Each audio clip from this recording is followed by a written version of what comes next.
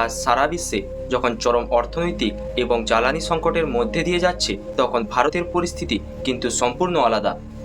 একটু খেয়াল করলেই দেখবেন তার মতন শক্তিশালী দেশও পেট্রোলের দাম প্রায় 50% পর্যন্ত বৃদ্ধি পেয়েছিল। অস্ট্রেলিয়া এবং চীন এই বৃদ্ধির গ্রাফ ছিল যথাক্রমে 35% থেকে 20%-এর ওপরে। আর আমাদের প্রতিবেশী দেশ পাকিস্তানের অবস্থাটা সবার জানা।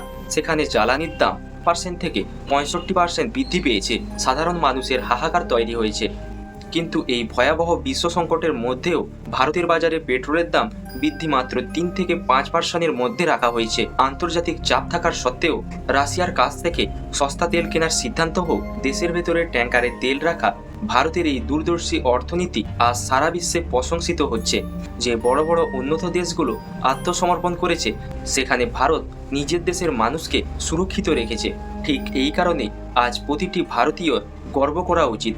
কঠিন সময় দেশকে সঠিক দিশা দেখানোর জন্য নরেন্দ্র মোদীর মতন একজন প্রধানমন্ত্রী পেয়ে ভারতের সকল মানুষ গর্বিত।